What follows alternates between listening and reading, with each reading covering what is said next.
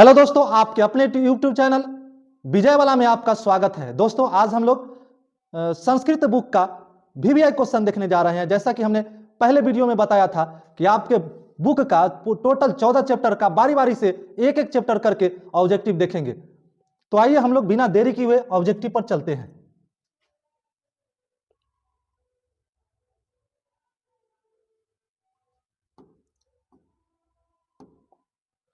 ये जितने भी ऑब्जेक्टिव है यह काफी वीवीआई ऑब्जेक्टिव है और पिछले वर्षों में, विगत वर्षों में ये सब पूछा हुआ ऑब्जेक्टिव है। तो आइए हम लोग सवाल पर चलते हैं। लिखा हुआ है, सवाल है वेदाहमेतम पुरुषम महांतम आदित्य वर्णम तम स प्रस्तात्। यह मंत्र जो है किस उपनिषद से लिया गया है? देखिए, ये मंगलम पाठ का पांचवा श्लोक है। मंगलम पाठ में कुल मिलाकर के 5 श्लोक है और पांचों श्लोक में ये 5वां श्लोक है। वेदाहमेतम पुरुषम महांतम आदित्य वर्णम तम स प्रस्तात्। ये जो है किस उपनिषद से लिया गया है? तो ये जो है श्वेताश्वतर उपनिषद से लिया गया है। आपका आंसर हो जाएगा बी, श्वेताश्वतर उपनिषद। तो हम लोग सबसे पहले देखते हैं कि कठोपनिषद से आपका जो है कौन सा मंत्र लिया गया है। तो कठोपनिषद से आपका लिया गया है अनोरनियान महतो महियान। कठोपनिषद से लिया गया अनोरनियान महतो महियान आत्मस्य जंतुर निहितो गुहायाम। ये आपका कठोपनिषद से लिया गया है। श्वेताश्वतर उपनिषद से वेदाहमेतम पुरुषम महांतम आदित्य वर्णम लिया गया है। और मुंडकोपनिषद से जो है वह तीसरा और चौथा जो श्लोक लिया गया है, तीसरा श्लोक है सत्यमेव जयते नानिर्तम सत्येन पंथा वित्तो देवयाना। यह जो है मुंडकोपनिषद से लिया गया है। और चौथा श्लोक यथा नद्य अस्यंदमाना समुद्रे अस्तम गच्छन्ति नाम रूपे विहाय, यह भी जो है मुंडकोपनिषद से लिया गया है। और लास्ट ऑप्शन आपका जो है ईशावास्य उपनिषद, और इससे जो है पहला श्लोक लिया गया है। पहला श्लोक लिया गया है हिरण्यमेन पात्रेण सतस्य अपहितम मुखम। तो आपने चारों ऑप्शन को देख लिया। फिर से देख लीजिए, पहला ऑप्शन आपका है कठोपनिषद और इससे आपके मंगलम पाठ का दूसरा श्लोक लिया गया है अनोरनियान महतो महियान आत्मस्य जंतुर निहितो गुहायाम। ये दूसरा श्लोक आपका कठोपनिषद से लिया गया है। और श्वेताश्वतर उपनिषद से जो है वेदाहमेतम पुरुषम महांतम आदित्य वर्णम तम स प्रस्तात् लिया गया है। और मुंडको उपनिषद से तीसरा और चौथा श्लोक लिया गया है। तीसरा है सत्यमेव जयते नानिर्तम सत्येन पंथा वित्तो देवयाना। ये तीसरा श्लोक मुंडकोपनिषद से और चौथा भी मुंडकोपनिषद से लिया गया है। चौथा है यथा नद्य अस्यंदमाना समुद्रे अस्तम गच्छन्ति नाम रूपे विहाय। ये जो है मुंडकोपनिषद से लिया गया है। और डी ऑप्शन है आपका ईशावास्य उपनिषद और इससे आपका पहला श्लोक लिया गया है हिरण्यमेन पात्रेण सतस्य अपहितम मुखम। ये आपका ईशावास्य उपनिषद से लिया गया है। तो आपने पांचों श्लोक देख लिया। पांचों जो है किस उपनिषद से लिया गया है इसकी भी आपने चर्चा देख लिया। तो सबसे पहले आपको ये पांचों से सवाल पूछा जाता है, इसलिए पांचों श्लोक जो है का किस किस उपनिषद से लिया गया है इसकी जानकारी आपको होनी चाहिए। सबसे पहले ध्यान दीजिएगा, पहला श्लोक जो है वह ईशावास्य उपनिषद से लिया गया है। दूसरा श्लोक अनोरनियान महतो महियान आत्मस्य जंतुर निहितो गुहायाम, ये आपका कठोपनिषद से लिया गया है। तीसरा श्लोक सत्यमेव जयते नानिर्तम सत्येन पंथा वित्तो देवयाना, ये आपका मुंडकोपनिषद से लिया गया है। चौथा श्लोक यथा नद्य अस्यंदमाना समुद्रे अस्तम गच्छन्ति नाम रूपे विहाय, यह भी मुंडकोपनिषद से लिया गया है। और 5वां श्लोक है वेदाहमेतम पुरुषम महांतम आदित्य वर्णम तम स प्रस्तात्, ये आपका जो है श्वेताश्वतर उपनिषद से लिया गया है। तो ये 5वां श्लोक है आपका वेदाहमेतम पुरुषम महांतम आदित्य वर्णम तम स प्रस्तात्, और ये जो है श्वेताश्वतर उपनिषद से लिया गया है। तो आपका ऑप्शन नंबर बी जो है सही हो जाएगा। तो आइए हम लोग आगे चलते हैं दूसरा सवाल पर।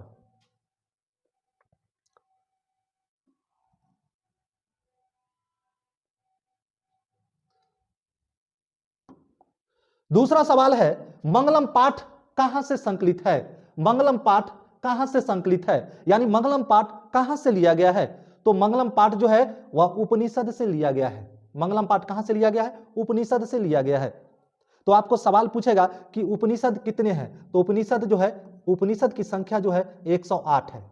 उपनिषद की संख्या कितनी है? 108 है। उपनिषद की संख्या आपका 108 है। उपनिषद आपका 108 है। पूछेगा वेद कितने हैं? तो वेद की संख्या आपका कितने हैं? 4 है। और पुराण कितने हैं? तब पुराण आपका 18 है। उपनिषद तो बता ही दिए 108, और वेदांग कितने हैं? तो वेदांग आपका हो गया 6। यहां से सवाल जो है पूछा जाता है। तो आइए हम लोग नेक्स्ट क्वेश्चन पर चलते हैं।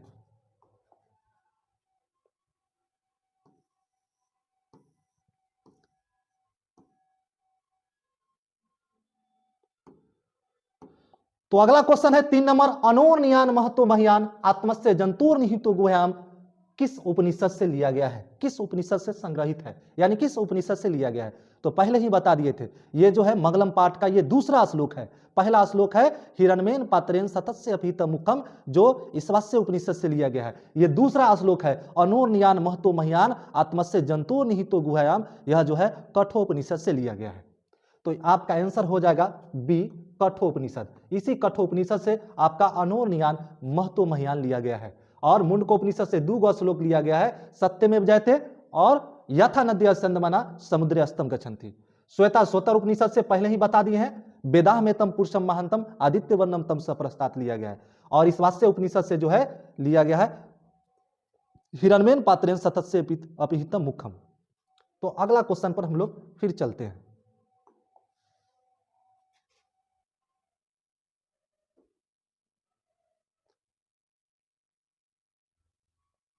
नेक्स्ट क्वेश्चन है, नदियां नाम और रूप को छोड़कर किस में मिल जाती है। सवाल है कि नदियां नाम और रूप को छोड़कर किस में मिल जाती है। तो ये श्लोक नंबर 4 से सीधा सवाल उठाया गया है। श्लोक नंबर 4 है, यथा नद्य अस्यंदमाना समुद्रे अस्तम गच्छन्ति नाम रूपे विहाय। यानी नदियां अपने जिस प्रकार से नदियां बहती हुई अपने नाम और रूप को छोड़कर समुद्र में मिल जाती है, ठीक उसी प्रकार विद्वान पुरुष भी अपने नाम और रूप को छोड़कर उस श्रेष्ठ पुरुष को प्राप्त कर लेता है। तो सवाल है कि नदियां नाम और रूप को छोड़कर किस में मिल जाती है। तो इससे आपका जवाब मिल रहा है कि नदियां नाम और रूप को छोड़कर कहां मिल जाती है, समुद्र में मिल जाती है। तो इसका ऑप्शन नंबर ए हो जाएगा सही जवाब, यथा नद्य अस्यंदमाना समुद्रे अस्तम गच्छन्ति। तो नदियां अपने नाम और रूप को छोड़कर किस में मिलती है, समुद्र में मिलती है। चलिए तो नेक्स्ट सवाल पर हम लोग चलते हैं।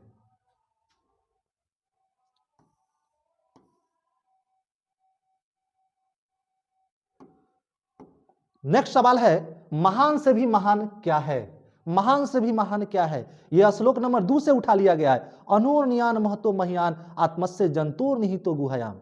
यानी आत्मा जो है प्राणियों के हृदय रूपी गुहा में सूक्ष्म से सूक्ष्म तथा महान से महान रूप में विराजमान है, जिसे वश में नहीं किया जा सकता है। तो सवाल पूछ दिया है कि महान से महान क्या है, तो महान से महान आत्मा है। आत्मा जो है महान से महान है और छोटा से छोटा है, जिसको हम वश में नहीं कर सकते हैं। आत्मा को कभी वश में किया ही नहीं जा सकता है, ठीक है, आत्मा को वश में नहीं किया जा सकता है। तो आत्मा जो है प्राणियों की हृदय रूपी गुहा में सूक्ष्म से सूक्ष्म तथा महान से महान रूप में विराजमान है, जिसे वश में नहीं किया जा सकता है। आपका ऑप्शन नंबर ए सही जवाब हो जाएगा। महान से महान क्या है, आत्मा है। अगला सवाल,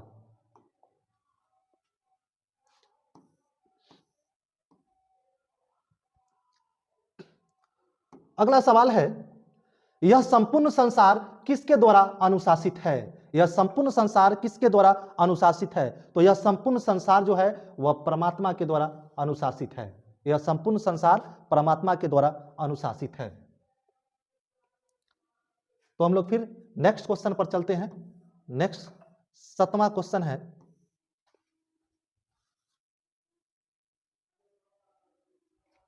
सातवां सवाल है, 7वां सवाल है, सत्यमेव जयते किस उपनिषद से का मूल मंत्र है। सत्यमेव जयते किस उपनिषद का मूल मंत्र है। यह जो है यह मुंडकोपनिषद का मूल मंत्र है। सत्यमेव जयते जो है आपका मुंडकोपनिषद का मूल मंत्र है। हालांकि आपके श्लोक में तीसरा श्लोक लिया गया है, सत्यमेव जयते नारीतम सत्येन पंथा वित्तो देवयाना, यानी सत्य की ही जीत होती है, असत्य की पराजय होती है। सत्य से ही देवलोक जाने का रास्ता प्रशस्त होता है। तो ये सत्यमेव जयते जो है वह मुंडकोपनिषद से लिया गया है। क्वेश्चन नंबर नेक्स्ट पर चलते हैं।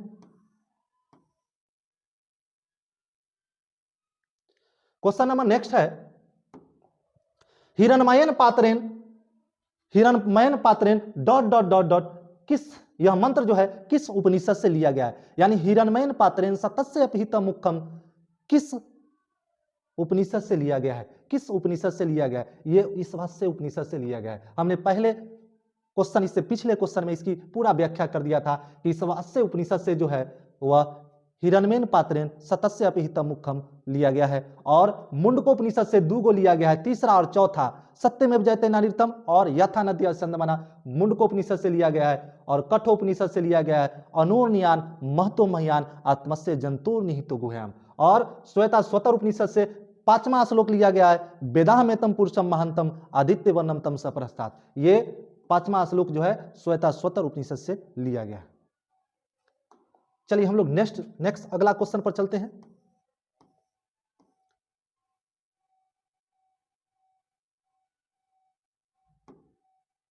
अगला सवाल है मंगलम पाठ में कुल कितने मंत्र हैं? तो मंगलम पाठ में कुल 5 मंत्र हैं।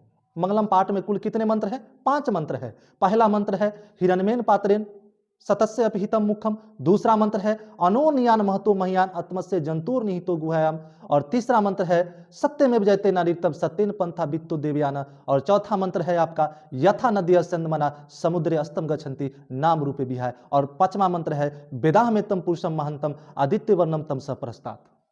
तो ये 5 मंत्र जो है वह मंगलम पाठ में है।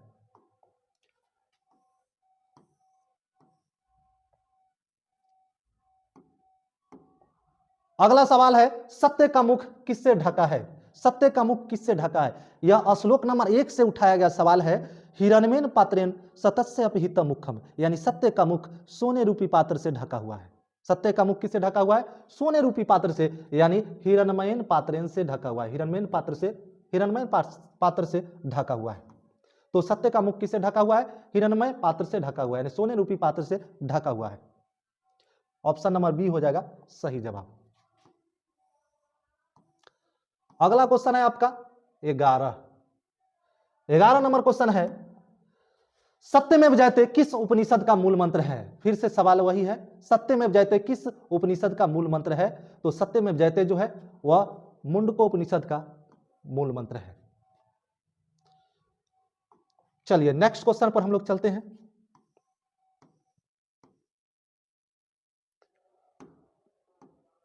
अगला क्वेश्चन है छोटा से भी छोटा और बड़ा से भी बड़ा क्या है?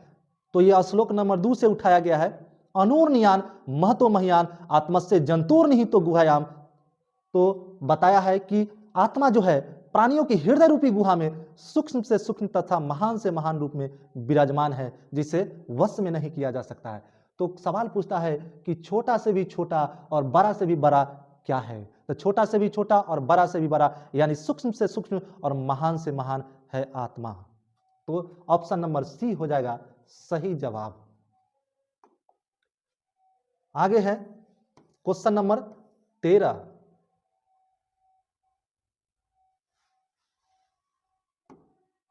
क्वेश्चन नंबर 13 है नदियां समुद्र में कैसे मिलती है? देखिए श्लोक नंबर 4 से उठाया है, नदियां समुद्र में कैसे मिलती है। पहले तब पूछ दिया कि नदियां कहां मिलती है, तो ऑप्शन समुद्र था, लेकिन यह क्वेश्चन है कि नदियां समुद्र में कैसे मिलती है। तो श्लोक नंबर 4 से है यथा नद्यास्यंदमना समुद्रे अस्तम गच्छन्ति नाम रूपे विहाय। नदियां बहती हुई अपने नाम और रूप को छोड़कर समुद्र में मिल जाती है। तो नदियां जो है नाम और रूप को छोड़कर समुद्र में मिल जाती है। ऑप्शन नंबर सी हो जाएगा सही जवाब। नदियां नाम और रूप को छोड़कर समुद्र में मिल जाती है। ऑप्शन नंबर सी इसका सही जवाब हो जाएगा। चलिए अगला सवाल है क्वेश्चन नंबर 14। क्वेश्चन नंबर 14 अगला सवाल है किसकी जीत नहीं होती है? देखिए सवाल पूछ दिया है कि किसकी जीत नहीं होती है। अगर आता कि किसकी जीत होती है तो सत्य की जीत होती है, और किसकी जीत नहीं होती है तो असत्य की जीत नहीं होती है। यह श्लोक नंबर 3 से उठाया है। सत्य की जीत होती है तथा असत्य की पराजय होती है। सत्य से ही देवलोक जाने का रास्ता प्रशस्त होता है। यह ठीक है। तो इसका ऑप्शन नंबर किसकी जीत नहीं होती है? तो असत्य की जीत नहीं होती है। असत्य की जीत नहीं होती है। चलिए अगला क्वेश्चन चलते हैं।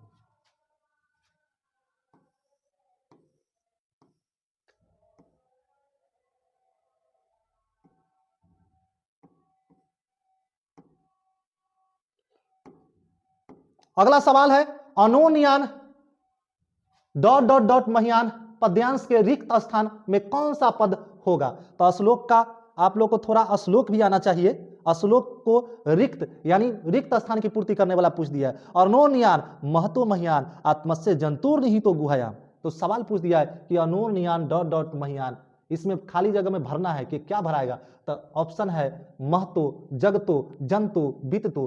तो हम लोग पढ़े हैं श्लोक की अनोन्यान महतो महियान आत्मस्य जंतुर निहितो, अनोन्यान महतो महियान। तो ऑप्शन नंबर ए हो जाएगा सही जवाब, यहां पर होगा महतो, अनोन्यान महतो महियान।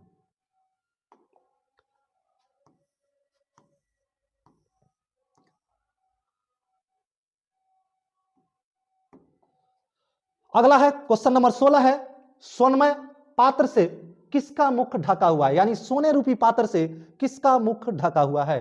तो आंसर हो जाएगा सत्य का मुख ढका हुआ है। श्लोक नंबर 1 से लिया गया है, हिरण्मेन पात्रेन सतस्य अपिहित मुखम, यानी सोने रूपी पात्र से सत्य का मुख ढका हुआ है।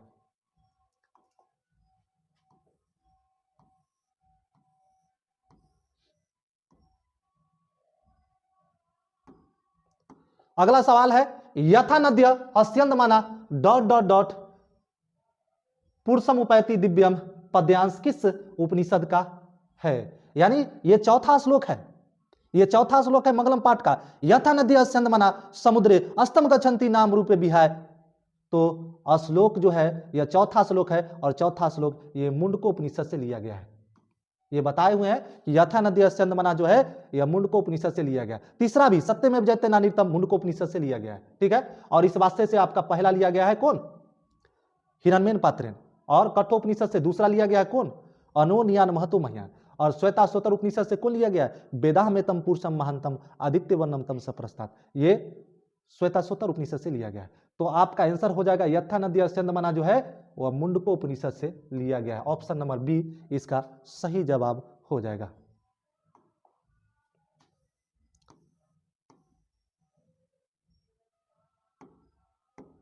अगला है अत्यति पद का अर्थ है। अत्यति पद का अर्थ क्या होता है? तो पारम गच्छति, अत्यति का मतलब होता है पारम गच्छति, पार कर जाता है। अत्यति पद का अर्थ होता है पार कर जाता है।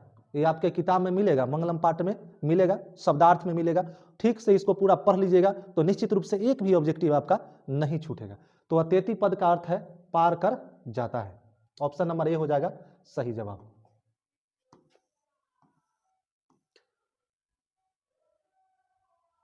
अगला है क्वेश्चन नंबर 19, ऋतस्य पद का अर्थ है। तो ऋतस्य पद का अर्थ है सत्य। ऋतस्य पद का अर्थ है सत्य। ऋतस्य पद का अर्थ है सत्य।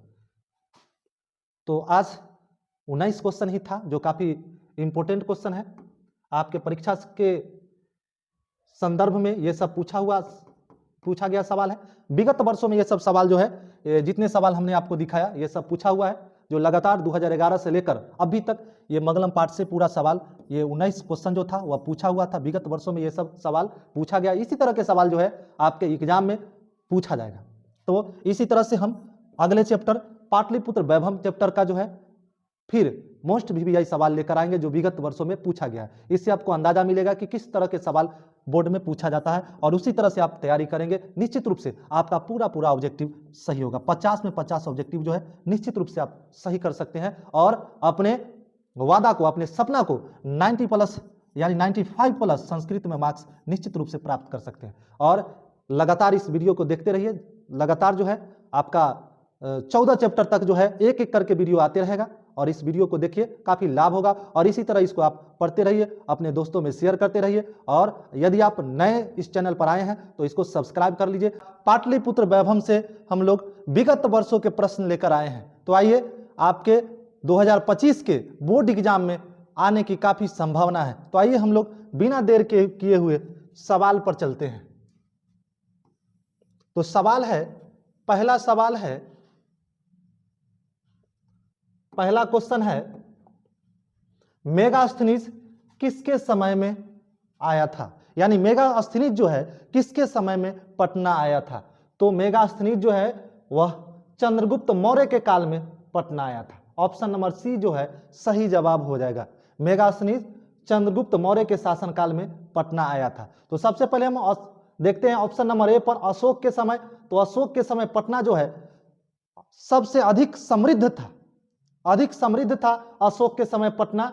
और मुगल काल में पटना का विकास हुआ था और चंद्रगुप्त मौर्य के समय ये मेगास्थनीज पटना आए थे और साथ में चंद्रगुप्त मौर्य के समय पटना की शोभा और रक्षा व्यवस्था अति उत्कृष्ट था और अंग्रेजों के समय पटना का सर्वाधिक विकास हुआ था। तो हम लोग सबसे पहले चारों ऑप्शन पर यदि हम ध्यान देते हैं तो ऑप्शन नंबर ए में अशोक के समय पटना अधिक समृद्ध था, मुगल काल में पटना का विकास हुआ और चंद्रगुप्त मौर्य के शासनकाल में यूनान राजदूत मेगास्थनीज भारत आया था और चंद्रगुप्त मौर्य के समय ही पटना की शोभा और रक्षा व्यवस्था अति उत्कृष्ट थी और अंग्रेजों के समय पटना का सर्वाधिक विकास हुआ। तो चलते हैं नेक्स्ट क्वेश्चन पर। अगला क्वेश्चन देखते हैं। अगला क्वेश्चन है क्वेश्चन नंबर 2, पाटल पुष्पों की पुतलिका रचना के आधार पर पटना का कौन सा नाम है? पाटल पुष्पों की पुतलिका रचना के आधार पर पटना का कौन सा नाम है? तो देखिए पाटल पुष्पों की पुतलिका रचना के आधार पर पटना का नाम जो है वह पाटलिपुत्र है। पटना का नाम क्या है? पाटलिपुत्र है। सबसे पहले पाटल शब्द से, पाटलिपुत्र शब्द की उत्पत्ति जो है वह पाटल शब्द से हुआ है। पाटलिपुत्र शब्द की उत्पत्ति जो है वह पाटल शब्द से हुआ है। पहले पटना में जो है पाटल यानी गुलाब की खेती सबसे अधिक होती थी और इसी वजह से उसका नाम जो है पाटलिपुत्र रखा गया, यानी पाटल पुष्पों के आधार पर इसका नाम जो है पाटलिपुत्र रखा गया। और यह बात की जानकारी जो है वह पुतलिका रचना में मिलता है, यानी पाटल पुष्पों से ही पाटलिपुत्र शब्द की उत्पत्ति हुई है, इसकी जानकारी जो है वह पुतलिका रचना में मिलता है। तो आगे चलते हैं नेक्स्ट क्वेश्चन पर। अगला क्वेश्चन है 3 नंबर क्वेश्चन है, पटना में कौमुदी महोत्सव कब मनाया जाता था? पटना में कौमुदी महोत्सव कब मनाया जाता था? तो सबसे पहले ध्यान दीजिएगा, पटना में कौमुदी महोत्सव जो है वह गुप्त वंश शासन काल में मनाया जाता था।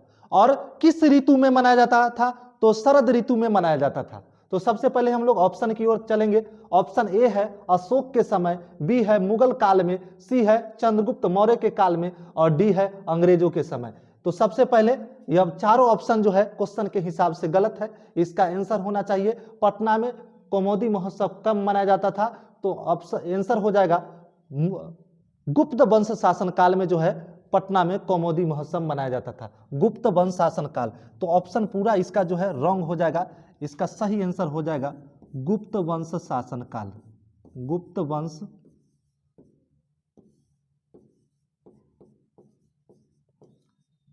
वंश शासन काल में पटना में कौमुदी महोत्सव मनाया जाता था। और यह किस ऋतु में कौमुदी महोत्सव मनाया जाता था? तो ये शरद ऋतु में मनाया जाता था।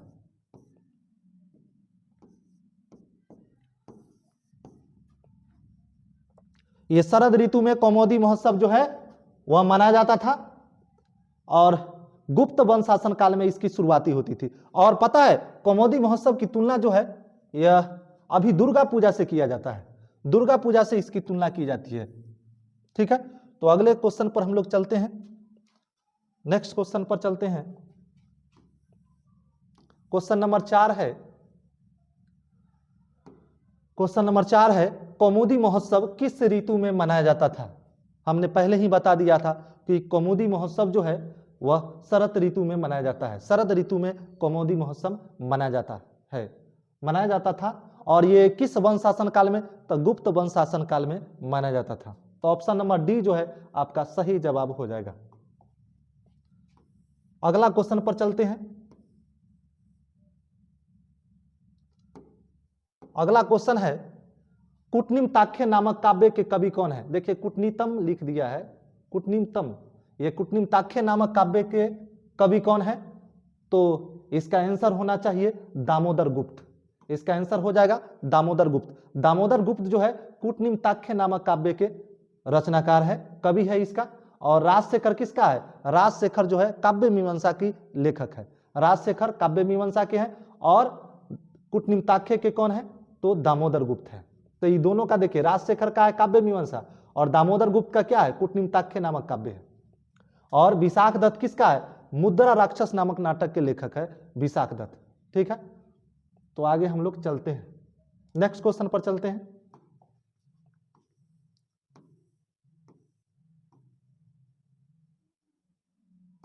अगला क्वेश्चन है, सरस्वती का कुल गृह कौन सा महानगर था?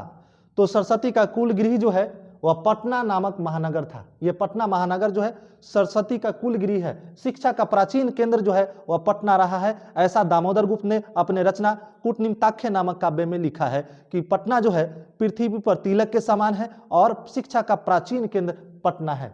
तो ऐसा जो है दामोदर गुप्त ने अपनी रचना कूटनिम्ताख्य नामक काव्य में लिखा है। तो सरस्वती का कुल गृह कौन है? पटना है। अगले सवाल की ओर चलते हैं।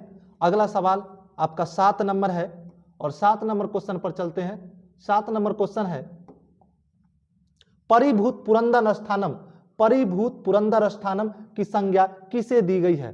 परिभूत पुरंदर स्थानम की संज्ञा किसे दी गई है? तो परिभूत पुरंदर स्थानम की संज्ञा पाटलिपुत्र नगर को दिया गया है। पाटलिपुत्र यानी पटना को परिभूत पुरंदर स्थान कहा गया है। यानी जो है यह जो है कूटनिम्ताख्य नामक काव्य में कवि दामोदर गुप्त ने पटना को परिभूत पुरंदर स्थान की संज्ञा दिया था। चलिए नेक्स्ट क्वेश्चन पर चलते हैं। नेक्स्ट क्वेश्चन अगला है आपका क्वेश्चन नंबर 8। क्वेश्चन नंबर 8 है, गुरु गोविंद सिंह का जन्म स्थल कहाँ है? गुरु गोविंद सिंह का जन्म स्थल कहाँ है? देखिए आपके पाटलिपुत्र वैभव में गुरु गोविंद सिंह पर जो जो चर्चा है उसको सबको इसी में बता देते हैं, इसी सवाल में। देखिए गुरु गोविंद सिंह का जन्म स्थल जो है वह पटना है, पाटलिपुत्र है गुरु गोविंद सिंह का। गुरु गोविंद सिंह का जन्म पाटलिपुत्र में हुआ है और उसके जन्म स्थान को गुरुद्वारा नाम से जो है प्रसिद्ध है। समझ रहे? आगे इसमें बताया गया है कि ये गुरु गोविंद सिंह जो है सिख धर्म के 10वें एवं अंतिम गुरु है। सिख धर्म के, ये किस धर्म के गुरु हैं? तो ये सिख धर्म के गुरु हैं, सिख धर्म के गुरु हैं और ये 10वें एवं अंतिम गुरु हैं। 10वें एवं अंतिम गुरु जो है वह सिख धर्म के माने जाते हैं। कौन? गुरु गोविंद सिंह। तो आगे हम लोग अगला सवाल पर चलते हैं।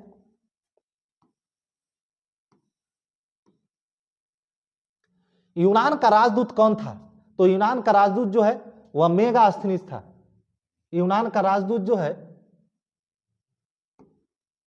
यूनान का राजदूत मेगास्थनीज था और यह जो है पटना मौर्य वंश के शासक चंद्रगुप्त मौर्य के समय पटना आया था और इसने बताया था कि चंद्रगुप्त मौर्य के समय पटना नगर की शोभा और रक्षा व्यवस्था अति उत्कृष्ट थी।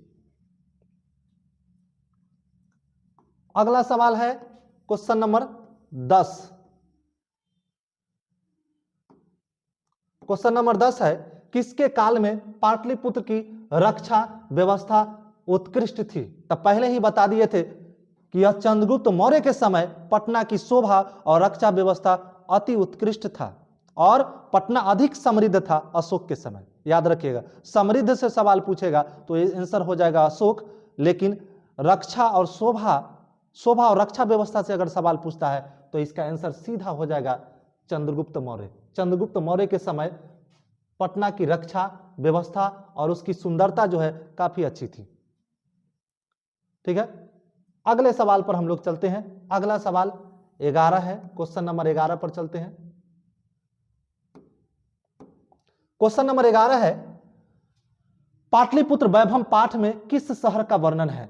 देखिए सवाल से ही पूरा पता चल रहा है कि पाटलिपुत्र वैभव यानी पटना का वैभव, तो स्वाभाविक इसका आंसर हो जाएगा पटना। पाटलिपुत्र वैभव पाठ में किस शहर का वर्णन है?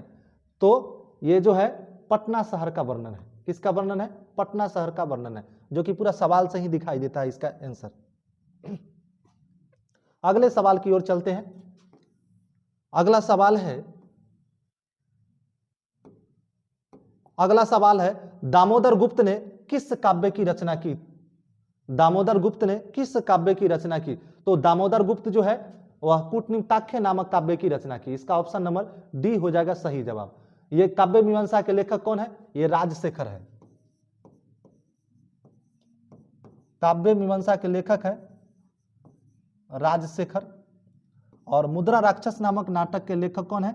विशाख दत्त।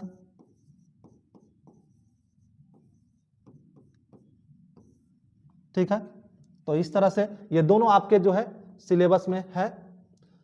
चलिए नेक्स्ट सवाल पर हम लोग चलते हैं।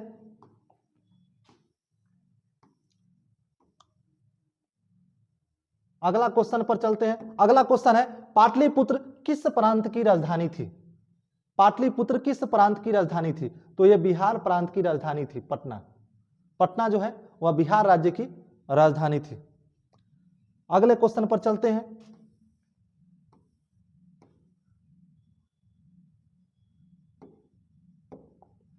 पटना का इतिहास कितना पुराना है? तो पटना का इतिहास जो है वह 2500 वर्ष पुराना है। 2500 वर्ष पटना का इतिहास पुराना है। तो इसका ऑप्शन नंबर सी जो है सही जवाब हो जाएगा। आगे चलते हैं, नेक्स्ट क्वेश्चन नंबर 15 में चलते हैं। क्वेश्चन नंबर 15 में पटना शब्द किस शब्द से बना है? तो पटना शब्द जो है पतन शब्द से बना है। इसका ऑप्शन नंबर सी हो जाएगा, पत्तनम शब्द से बना है। पटना शब्द की उत्पत्ति पत्तनम शब्द से हुआ है। अगला सवाल, क्वेश्चन नंबर नेक्स्ट है 16। गुरु गोविंद सिंह किस धर्म के गुरु थे? गुरु गोविंद सिंह किस धर्म के गुरु थे? तो गुरु गोविंद सिंह जो है वह सिख धर्म के गुरु थे।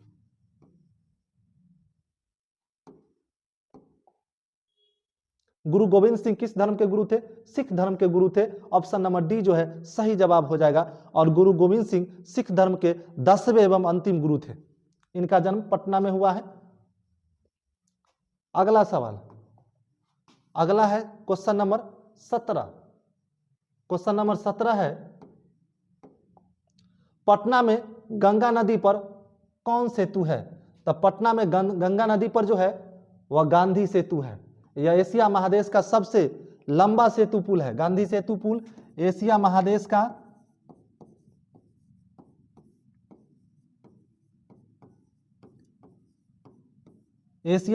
का सबसे लंबा सेतु पुल है। समझ रहे? सबसे लंबा सेतु पुल जो है गांधी सेतु पुल है। अगला सवाल पर हम लोग चलते हैं। नेक्स्ट, पाटलिपुत्र किस नदी के किनारे अवस्थित है? तो पाटलिपुत्र जो है वह गंगा नदी के किनारे अवस्थित है। तो इसका ऑप्शन नंबर ए होगा सही जवाब। गंगा नदी के किनारे पाटलिपुत्र जो है स्थित है। और एक और सवाल पूछ देता है कि पटना के किस दिशा में गंगा नदी बहती है? तो पटना के उत्तर दिशा में गंगा नदी बहती है। पटना के उत्तर दिशा में गंगा नदी बहती है। उत्तरस्याम दिशि गंगा नदी प्रभवती। पटना के उत्तर दिशा में गंगा नदी बहती है। ये सवाल पूछता है, तो इसको ध्यान में रखिएगा कि पटना के किस दिशा में गंगा नदी बहती है। तो इसका आंसर हो जाएगा पटना के उत्तर दिशा में गंगा नदी बहती है।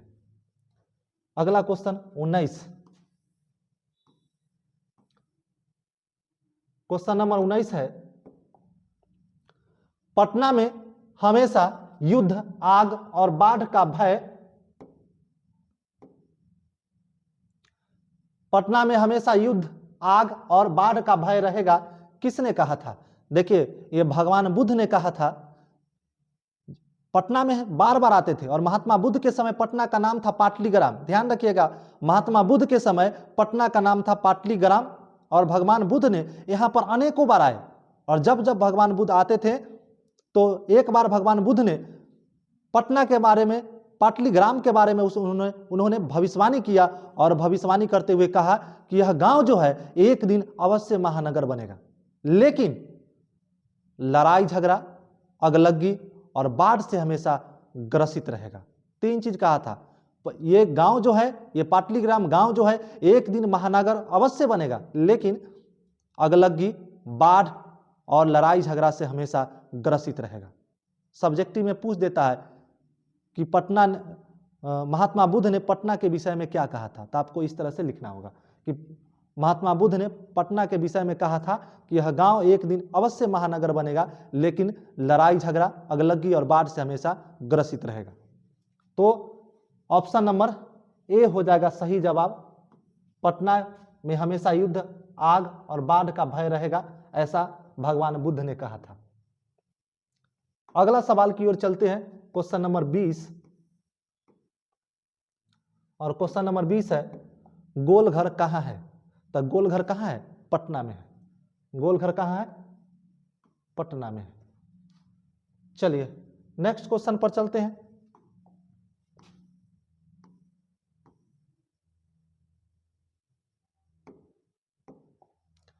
वहिन्ना का अर्थ है, तो वहिन्ना का अर्थ होता है आग। वहिन्ना का अर्थ होता है आग, और ये जो है ऑप्शन नंबर ए होगा सही जवाब। हालांकि ये तीसरा चैप्टर से है, अलस कथा से, लेकिन इसी में सवाल है। चलिए अगले क्वेश्चन पर चलते हैं, क्वेश्चन नंबर 22 पर चलते हैं। क्वेश्चन नंबर 22, गुरु गोविंद सिंह का जन्म स्थान किस नाम से प्रसिद्ध है? तो पहले ही बता दिए थे, गुरु गोविंद सिंह का जन्म जो है पटना में हुआ था, और इनका जन्म स्थान जो है गुरुद्वारा नाम से प्रसिद्ध है। तो इसका आंसर हो जाएगा गुरुद्वारा, ऑप्शन नंबर बी होगा सही जवाब।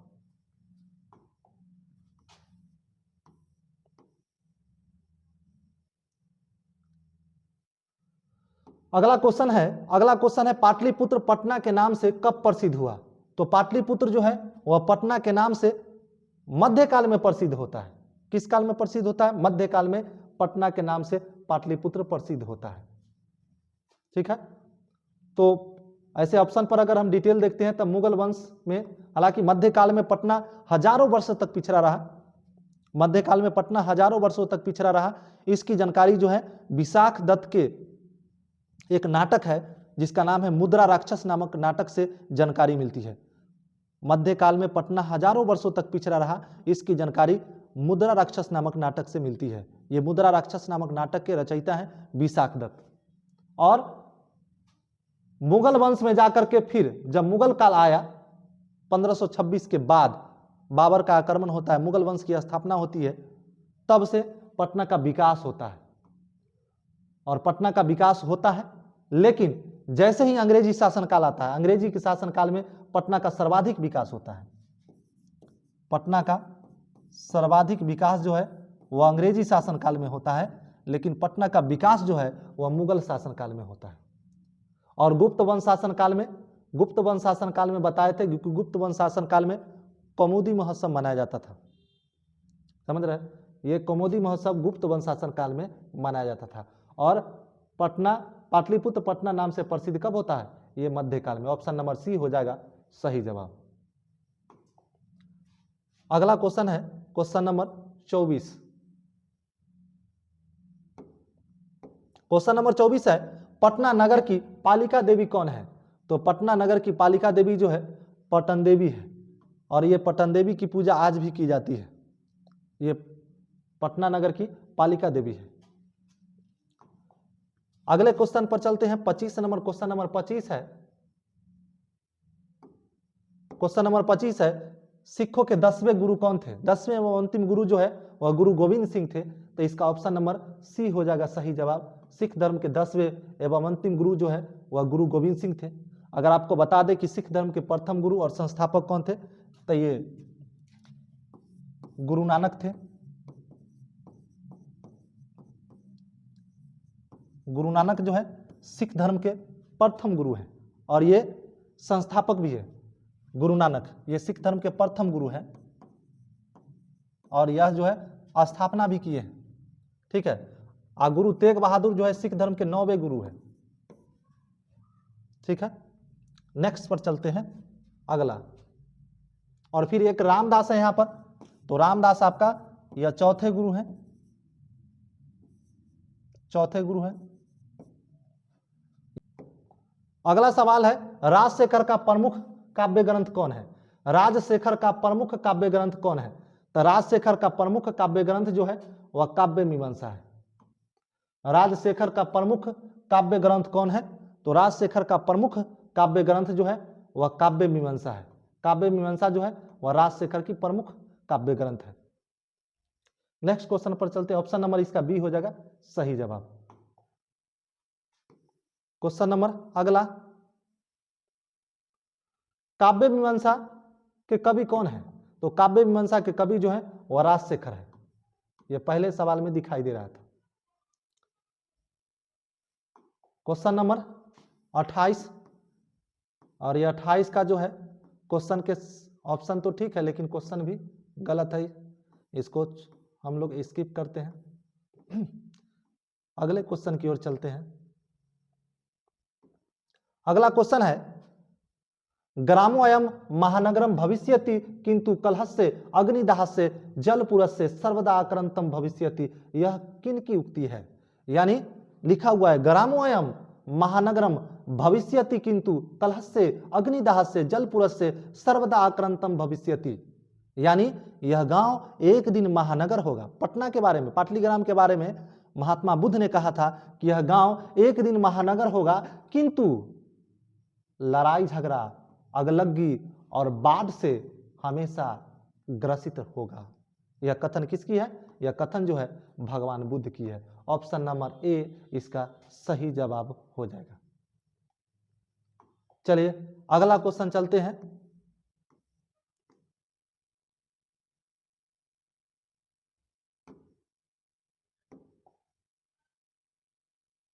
अगला क्वेश्चन है, मेगास्थनीज कहां का राजदूत था?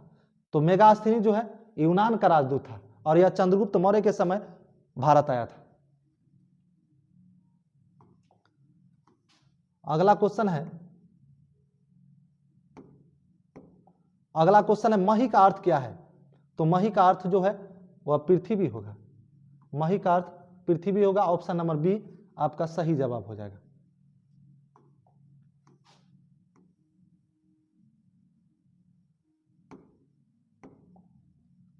पुरंदर पद का अर्थ है, पुरंदर पद का अर्थ हो जाएगा इंद्र। ऑप्शन नंबर ए होगा सही जवाब।